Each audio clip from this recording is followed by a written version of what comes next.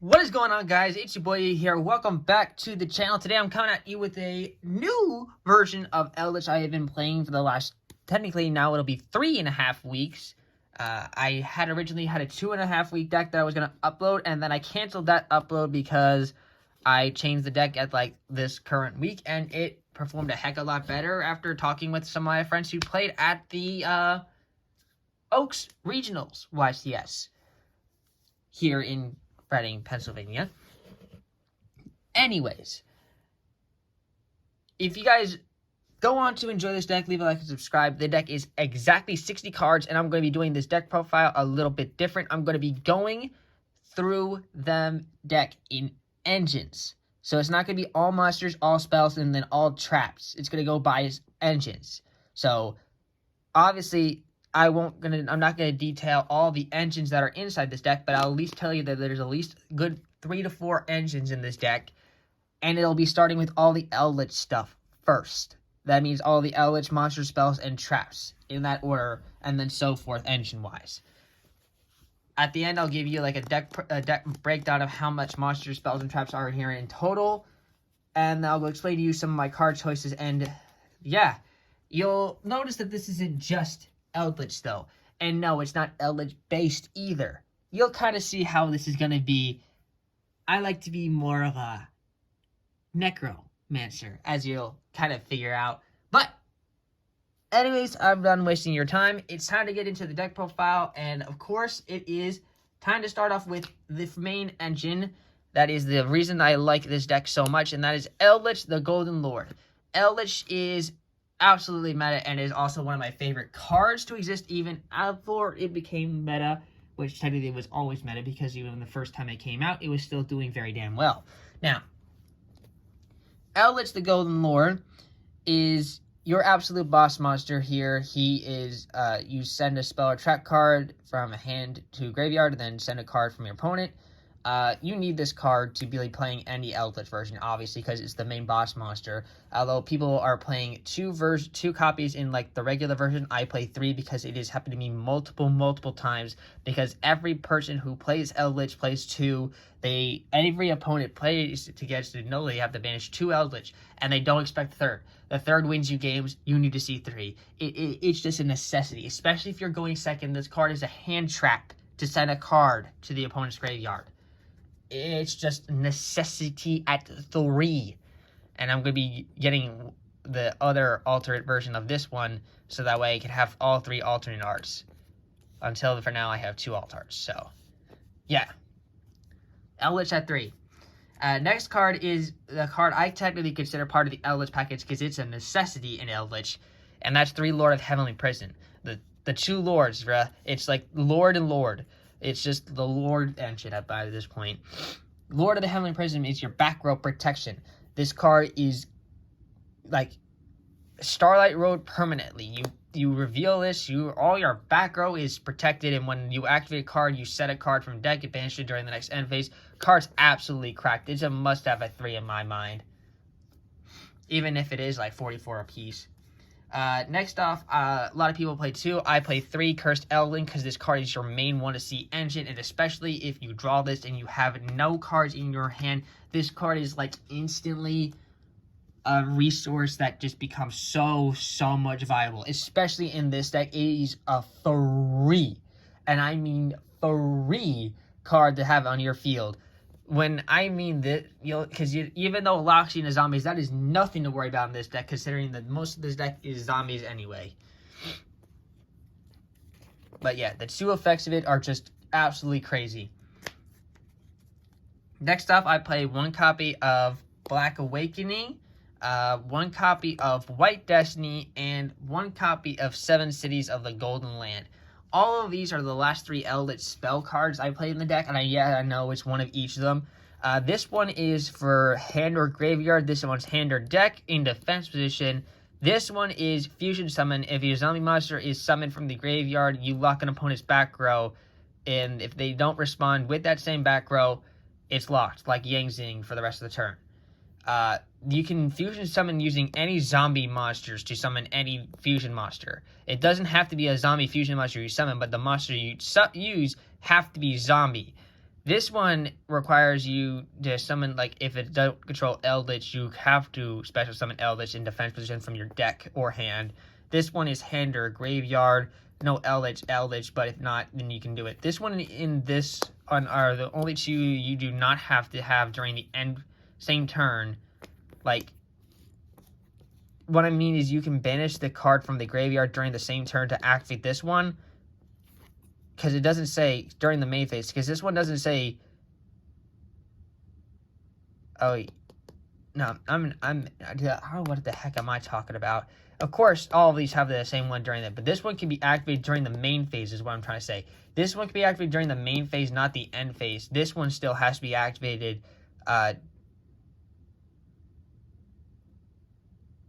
Does it? Wait, you can banish this card from your graveyard. Huh. See, I thought this one didn't have to be through the end phase too. Apparently, the one's coming through main phase as well. Apparently, they both can be coming through the main phase. So, yeah, you can use those to banish instead of Golden Land card. And this one can count as a Golden Land card because it says 7 cities of the Golden Land. All three of them I like. I don't see any of those as bricks.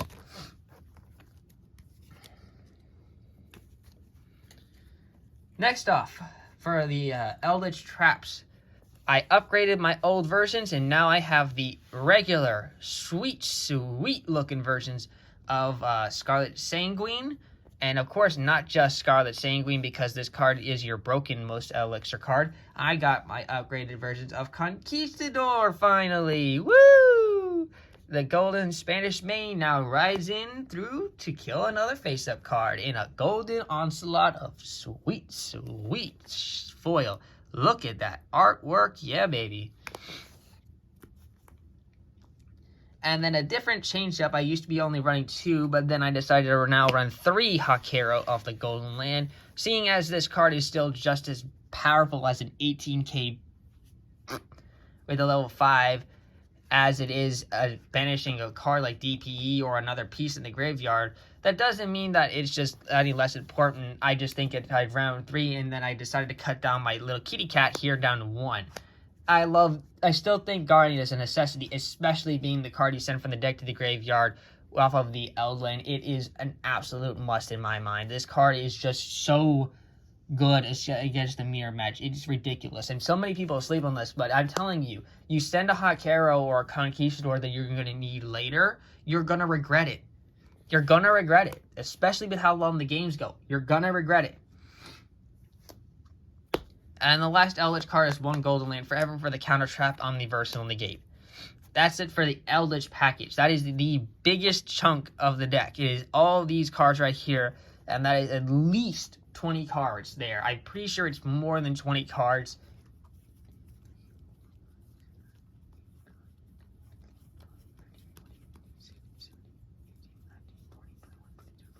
It's 23 cards to be exact. 23 on the ding-dong dot. Next off is the surprise package of this deck. It's Eldlich Zombie World, boys. And we got her here, our big boss monster for the Zombie World, and that is Doom King Beheldrak. So you could kind of read Beheldrak's effect there, but essentially it's the best structured deck monster, boss monster ever printed in a structured deck, because it came from only one pack, and that's the Zombie World structured deck. Anyways, this card comes back if there's a field zone on the field, and you can get both the effects of a negated card and a banished monster from the graveyard. Does not target, by the way, and absolutely just goes free if there's Zombie World on the field, because you can use it during anything. And even if you don't have Zombie World on the field, which there's like a very slim chance you won't, if you activate any one of your zombie effects, you can still banish the card on their field. Monster-wise, anyway. That you'll need the 1 Beheldrak because you can search it out from the deck with Scarlet Sanguine and all the other zombie stuff. You can also send it to the graveyard with our next card here, probably one of the best normal summon monsters to ever exist in the zombie deck, and that's Unizombie. Even inside an Eldlich, this card is amazing. Just pure Eldlich. Just sending Eldlich to the graveyard to get it level 4, just so you don't have to pay the 800 to search stuff of Eldon with. Are you kidding me? This card's a free tuner for that. Free!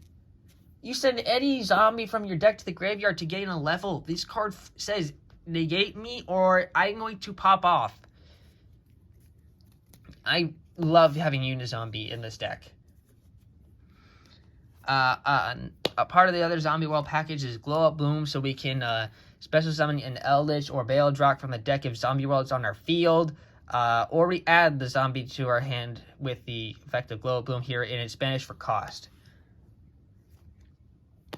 And then, of course, not one but two Necroworld Banshee to get our Zombie World on the field. Again, you can send it to the graveyard, Foolishing Wise, with Unizombie, or Foolish Burial, which will show up later in the deck. Necroworld Banshee, just you banish this card from your field or graveyard to activate Zombie World directly from your hand or deck, and you can only use this effect of Necroworld Banshee once return. This card, if you play under, you can play under Lancia with this. They shotgun Lancia, you go quick effect banish Lancia on the same response to that. It's absolutely amazing. I think 2 is the right play, and I think 2 Zombie World pairing up with the 2 Necroworld Banshee is even better. This card shuts down a lot of the decks right now. And I'm talking Sword Soul, Dragon Link, and one other deck. It was... There's Dun Brandon, Dun Fun. I think it's actually... Why is it blanking? I said Sword Soul. I said... Dragon Link. Oh, it's not meta, it's dinosaurs. Because of all the cards that happen in the graveyard, you have to banish a dinosaur monster, or they can't use the fossil pill. I'm completely spacing. It is late at night when I'm recording this, which is why I'm spacing out half the time. Anyways, that's it for the Zombie World package. On to probably the most expensive and broken package that you see in every single deck right now. But we were playing the Adventurer package at 2 and Water Enchantress, 1 copy of Wandering Griffin Rider, 2 copies of Rite of Army Seer, 1 Fateful Adventure, and 1 Dracoback the Dragon Rider, the Rideable Dragon. This is a 7-card package that is absolutely insane right now. You probably see it at a 9-card package when they play 2 or extra copies of Water Enchantress and Rite of Army Seer. However, the OCG put these down to 2, and fear of that happening, I did not want to pick up 3 each and then have that happen to me. So I went 2 and 2, and it's still just as broken as it is. Because you can still send it to the graveyard with Foolish Burial for Water Enchantress. Wandering Griffin Rider is still just crazy to open up as a level 7 when you have no monsters on your field or you have the token. It's just insane. And of course, our token representation is my specially designed YahBoiYeet token, representing the OG God. So yeah, this is just all insane. If you don't know what the Adventure deck is, it's just the Adventure engine at all. The best thing to kill is the Fateful Adventure, because if you kill the Fateful Adventure, this whole engine just kind of shuts down, kind of. There's still ways you can get the Griffin Rider and the Enchantress and stuff like that back. Some people even play the second Fateful Adventure just so that never happens. So I personally only need the 1, but yeah. Basically, you discard Enchantress to get the Rite of Army Seer. On my discard, I mean you banish it from your hand or graveyard. Rite of Army Seer gets you the token, then adds the Fateful Adventure. And then Fateful Adventure just basically does the rest of your searching Griffin Rider, discard a card, or your Enchantress. It's just absolutely insane. This all is free goosh, and it generates so much advantage. It's absolutely ridiculous for how what 7 cards do. But it's ridiculously expensive as well. And I understand if you can't have it, but I feel bad for you if you can't, because you're going to be behind on resources so fast. Next off is this fusion engine of mine. I decided to play Dragoon engine, more so less a Red Eyes engine. Red Eyes Black Dragon, Dark Magician. Shoutouts to my brother for our OG Dark Magician. Red Eyes Wyvern, 2 Red Eyes Insight, and 2 Red Eyes Fusion. This is at the moment, what I'm playing. I'm thinking of throwing in another Red Eyes different fusion instead of Dragoon, simply as how much of I could see myself doing it with multiple copies of Red Eyes Fusion, Red Eyes Dragoons. It's just all there for all purpose reasons. But what you do is you Red Eyes Insight, you send the Wyvern, you add the Red Eyes Fusion, you use Red Eyes Fusion, send these to the graveyard.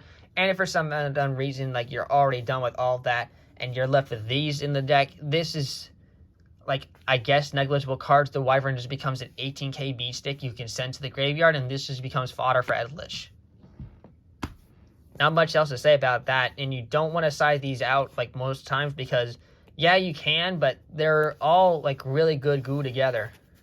Like, if most I will say, take out one Red Eyes Fusion and keep the least Insight in there, just so you can see, like, sending the Wyvern to the graveyard to get it all happen.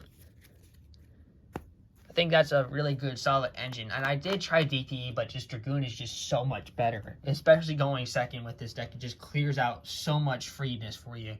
And then, of course, Super Polymerization. Super Polymerization is the reason, like, I wanted to play this Zombie World engine. There's so many good stuff you can, like, Super Poly into. And it's also under Anaconda. It becomes very free in this specific version.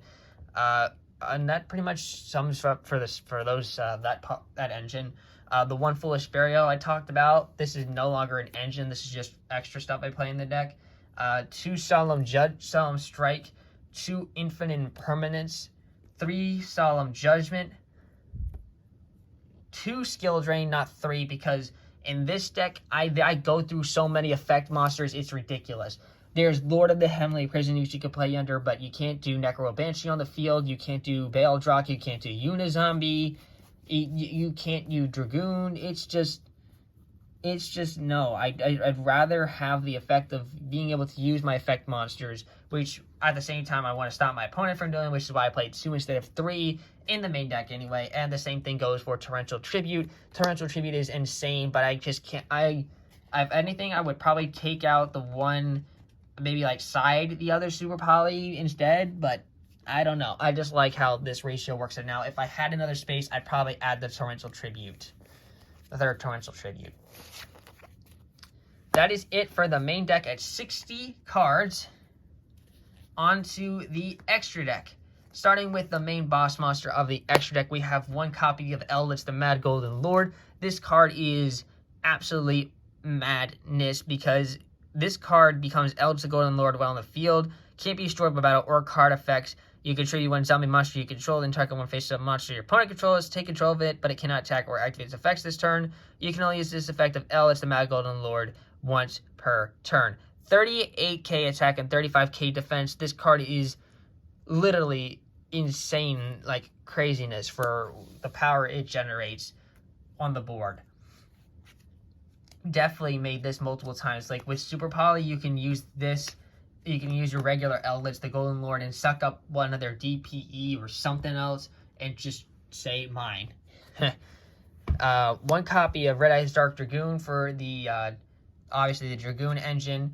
1 copy of Draco Necro, the Nether Soul Dragon. This card under Zombie World says take 2 cards your opponent controls and fusion summon into this bad boy. That is insane to get rid of clearness-wise. We also have 1 copy of Starving Venom to get rid of dark monsters in case you don't have Zombie World. And you also have the option of using Mud Dragon of the Swamp. All of these are Super Poly targets except for Dark Dragoon, and they are all viable in this list. In every single one of them, I have made at least once or twice. I made Mud Dragon against Blue Eyes and Starving Venom as well. Draco Necro I made against Dinomorphia and... which was Dinomorphia Cybers. What else was it? Dinomorphia Cybers Brave is what it was. Dragoon I made against Swordsoul the last couple of weeks, and other decks. Basically, I make this pretty much every single match. Eldlich I made twice in the last 2.5 weeks. I mean, the Golden Lord anyway. But again, you can make every single last one of those, and I wouldn't take out any of them.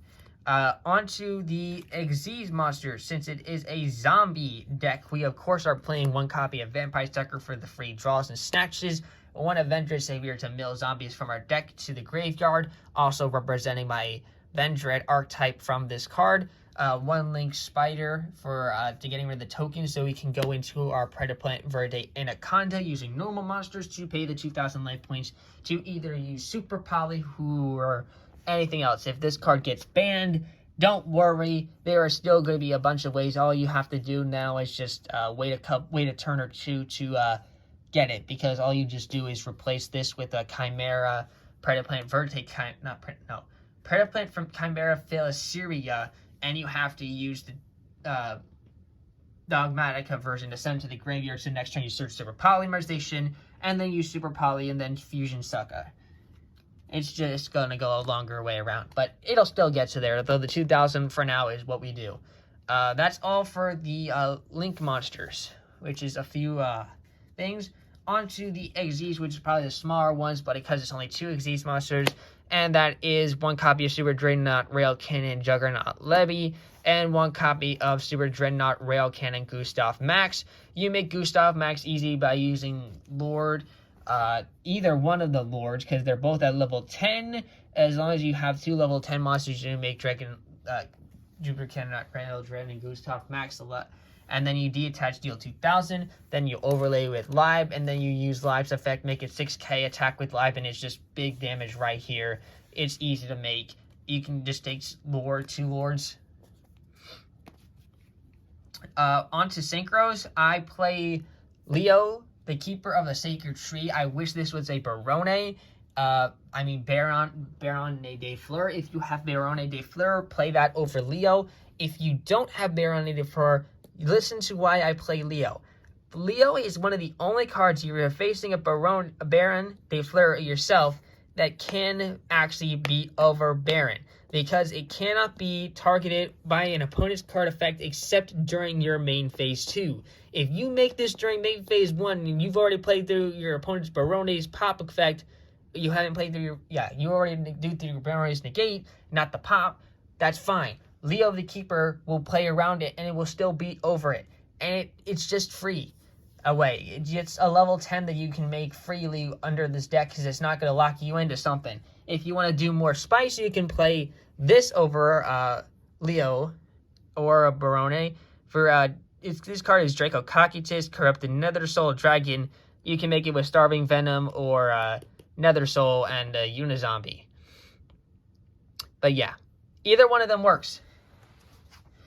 But I play Leo specifically.